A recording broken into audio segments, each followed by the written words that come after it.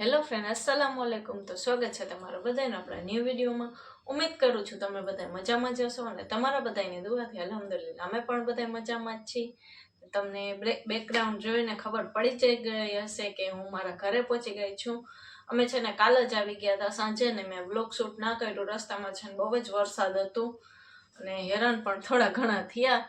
તો વરસાદ હતો એટલે નીકળ્યા ને ઘરેથી પછી વરસાદ રસ્તામાં ચાલુ થયો. અડધે પહોંચી ગયા ને પછી બસવાળા ભાઈએ ના પાડી દીધી કે તમને કે અંદરના રસ્તે અમે નહીં લઈ જઈ શકી કેમ કે અમારે અહીંયા છે ને પાણી વધારે હતું. એના હિસાબે તો ટાણે સારું થયું અમારા જ ગામની ગાડી ચડી ગઈ. સારું એમાં આવી ગયા અમે. આપણે આજ છે ને રેસીપી શૂટ કરવી છે. રેસીપીમાં આપણે બનાવવાની છે મસાલાવાળી ચિપ્સ, મસાલાવાળા આલુ ફિંગર્સ. તો ચાલો તમને પણ એની રેસીપી બતાડું અને કેવા ખાવામાં મજા આવે છે. તમે પણ રેસીપી ટ્રાય કરીને મને જરૂરથી કહેજો. તો ચાલો આપણે ફટાફટ રેસીપી કરવા માંડી શૂટ.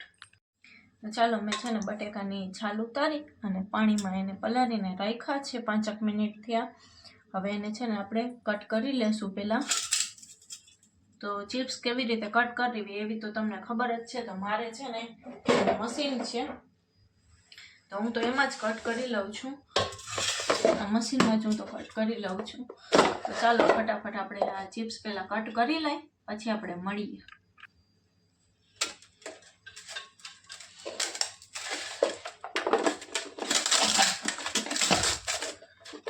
તો ફ્રેન્ડ્સ આવા મશીનમાં છે ને થોડુંક વજન આપવું પડે છે પણ થઈ સરસ જાય છે. મારાથી છે ને આજ વજન એટલું બધું દેવાતું નથી. મારો હાથ દુખે છે. રાતોનું હાથમાં કંઈક થઈ ગયું છે એના હિસાબે. આવી રીતે જો સરસ થઈ જાય છે એવી રીતે.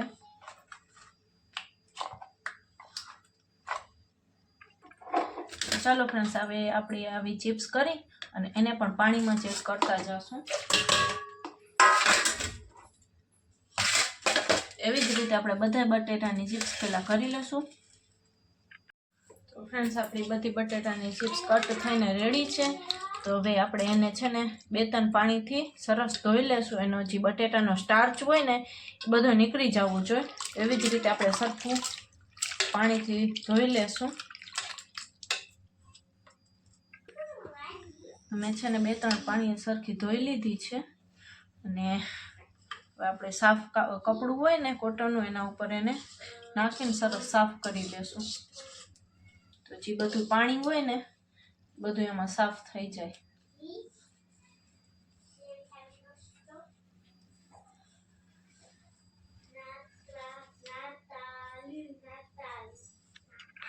તો સરસ કોરી કરી લીધી છે મેં અને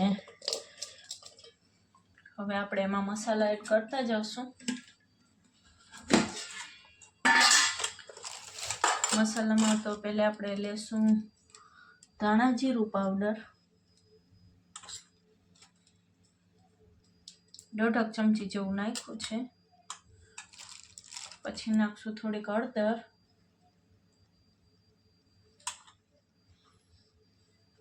પછી લાલ મરચું પાવડર,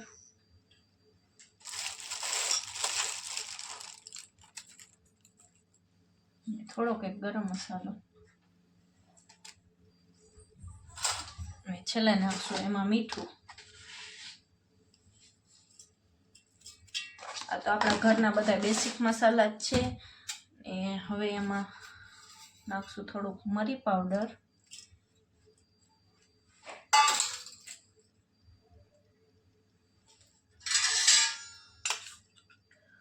આદુ લસણની પેસ્ટ,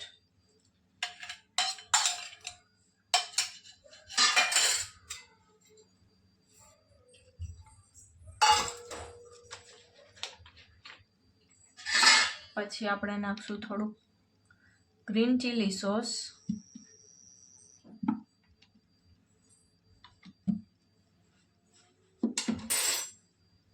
અને લાસ્ટમાં આપણે નાખશું થોડુંક લીંબુ.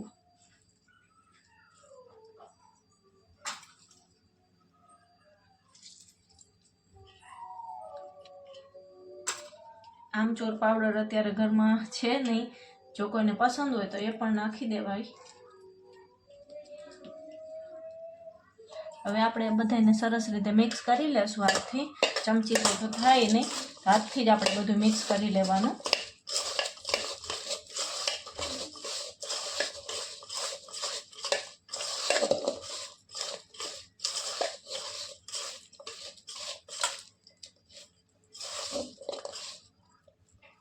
ચાલો ફ્રેન્ડ, સરસ મિક્સ થઈ ગયું છે બધું. હવે આ મસાલો છે ને આપણે 5 મિનિટ એને રેસ્ટ કરવા દેશું. 5 મિનિટ ઢાંકીને મૂકી દેશું. પછી આપણે જે આપણે લોટ ને બધા યુઝ કરવાના છે ને પછી આપણે એમાં નાખશું. તો ફ્રેન્ડ્સ, મસાલો ભેરવ્યો ને 10 મિનિટ જેવું થઈ ગયું છે. તો હવે આપણે છે ને એમાં બધા લોટ એડ કરતા જશું કોટિંગ માટે. તો આપણે લીધો છે તફકીરનો લોટ 2 ચમચી,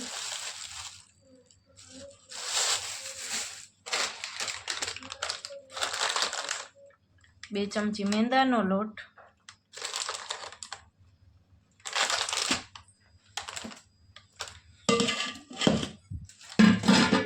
અને 2 ચમચી ચોખાનો લોટ. હવે આપણે એને મિક્સ કરી લઈ. પછી જો જરૂર પડશે તો ઉપરથી આપણે લોટ એડ કરશું.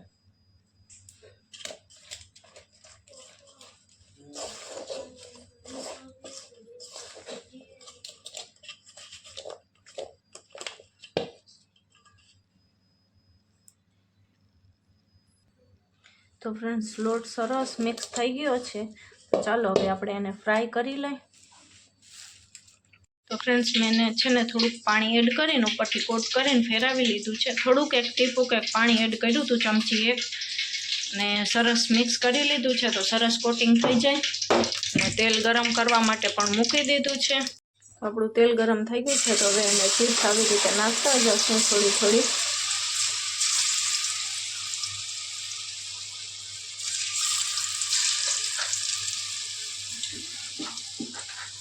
મને ફ્રાય કરી પછી આપણે સરસ ગોલ્ડન બ્રાઉન થાય ને ત્યાં લગન ફ્રાય કરશું એને. આપણી ચિપ્સ સરસ ફ્રાય થઈ ગઈ છે. એવી જ રીતે આપણે બધી ચિપ્સ પહેલાં ફ્રાય કરી લેશી.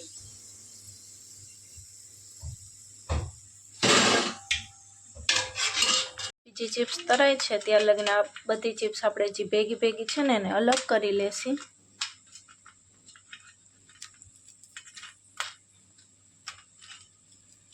અમુક અમુક ચોટેલી હોય, બાકી બધી ચોટેલી તો ના થાય, અમુક અમુક થાય. તો આપણે બધી ચિપ્સ નોખી કરી લેશી.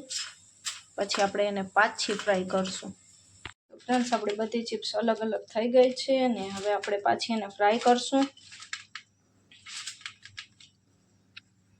તો સરસ કુરકુરી થઈ જાય. એક વાર ફ્રાય કરવા માટે મૂકી દીધી છે.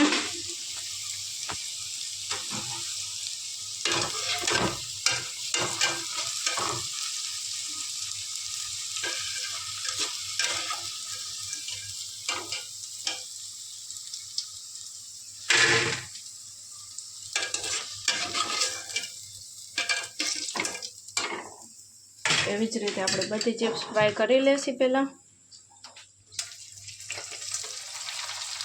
ફ્રેન્ડ્સ, આપણી ચિપ્સ મસ્ત રેડી છે.